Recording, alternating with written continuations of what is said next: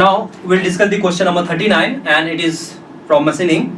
And the question is, an orthogonal cutting operation is being carried out in which this uncut chip thickness is 0.01 mm, cutting speed is 130 meter per minute, rake angle is 15 degree, and width of cut is 6 mm.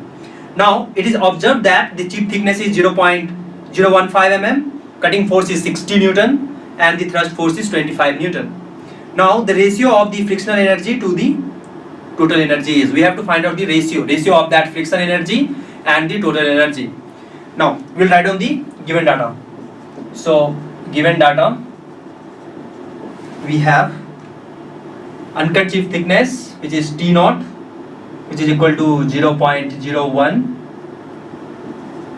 mm, cutting speed, which is equal to 130 meter per minute, rake angle alpha 15 degree, width of cut W, which is equal to that 6 mm, and chip thickness, which is TC, which is equal to 0.015 mm, cutting force FC, which is equal to 60 Newton, and thrust force FT equal to 25 Newton. Now in this we have to find out the ratio of that friction energy and the total energy. So we know that friction force is a function of that FC sin alpha plus FT cos alpha. We know the formula for that friction force. So cutting force we know 60, so 60 into that sine 15 plus thrust force we have 25 cos 15. So if you will solve, you will get 39.677 Newton. And now cutting force we have chip thickness ratio, it is given.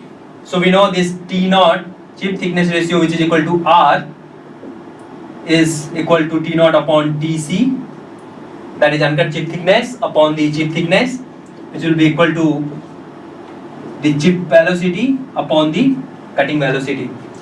Now we have to find out the ratio of that friction energy upon the total energy. So friction energy will be F into that chip velocity upon total energy will be cutting force multiplied by the cutting velocity.